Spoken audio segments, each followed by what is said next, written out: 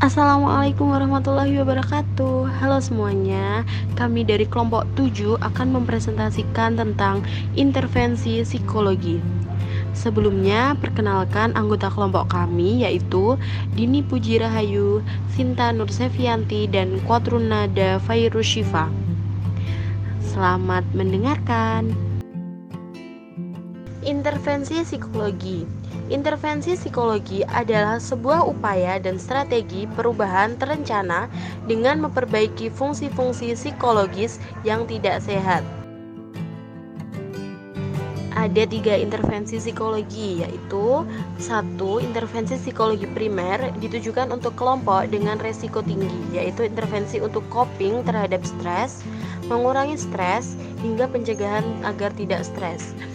Nomor 2, intervensi sekunder dengan poin utama untuk mengidentifikasi gejala awal terjadinya sebuah masalah. Dengan perlakuan yang tepat, maka dapat mengurangi prevalensi terjadinya masalah. Yang ketiga, intervensi tersier, yaitu sebuah usaha untuk mengurangi prevalensi terjadinya masalah sehingga tidak terjadi kembali di waktu yang akan datang. Selanjutnya ada metode intervensi psikologi dalam kode etik pasal 68. Metode intervensi psikologi ada 3, yaitu yang pertama psikoedukasi, yaitu kegiatan meningkatkan pemahaman atau keterampilan untuk mencegah muncul dan meluasnya gangguan psikologis dalam kelompok, komunitas, dan masyarakat. Yang kedua ada konseling psikologi, yaitu kegiatan dalam membantu mengatasi masalah psikologis individu yang berfokus pada aktivitas pencegahan dan mengembangkan potensi positif klien. Yang ketiga ada terapi psikologi, yaitu kegiatan memulihkan gangguan psikologis, masalah kepribadian klien dengan menggunakan prosedur baku berdasarkan teori yang relevan dengan teori psikoterapi. Selanjutnya, dalam HIMSI atau Himpunan Psikologi pada bab 13 tentang psikoedukasi pasal 70 mengenai pelatihan dan tanpa pelatihan menyatakan bahwa intervensi psikoedukasi non-training dihentikan jika berdasarkan hasil monitoring dan evaluasi menunjukkan telah terjadi perubahan positif ke arah kesejahteraan masyarakat yang dapat dipertanggungjawabkan. Selanjutnya, kualifikasi konselor dan psikoterapis dalam kode etik pasal 72. Ada 4.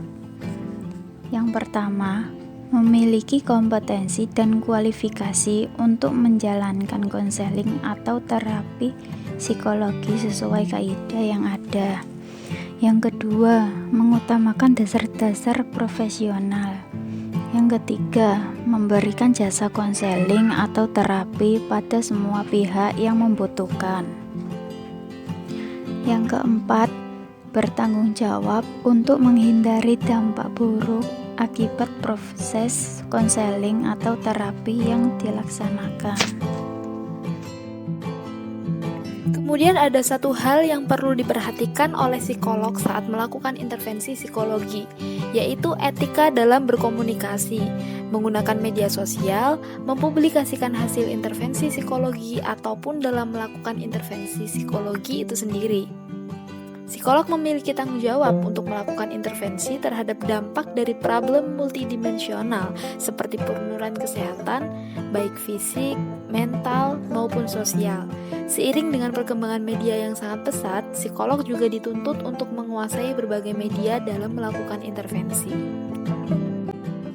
Selanjutnya, mengenai penghentian terapi sudah dicantumkan dalam kode etik psikologi HIMSI pasal 80. Di sini tercantum beberapa poin yang bisa digunakan oleh psikolog atau terapis untuk mempertimbangkan kembali apakah terapinya bisa dihentikan atau tetap dilanjutkan.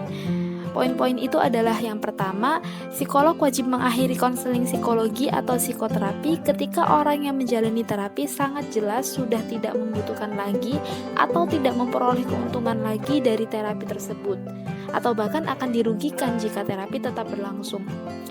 Yang kedua, psikolog dapat mengakhiri konseling psikologi atau psikoterapi jika mengancam orang yang menjalani konseling itu atau orang yang memiliki hubungan dengan orang yang menjalani konseling tersebut. Kemudian yang ketiga adalah sebelum pengakhiran pemberian konseling psikologi atau psikoterapi, psikolog memberikan konseling pendahuluan atau menyarankan pemberian layanan alternatif lainnya yang sesuai kebutuhan orang yang menjalani terapi, kecuali jika kondisi ini tidak memungkinkan.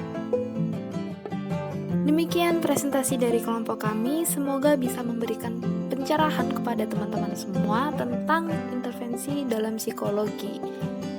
Kurang dan lebihnya kami mohon maaf. Wassalamualaikum warahmatullahi wabarakatuh.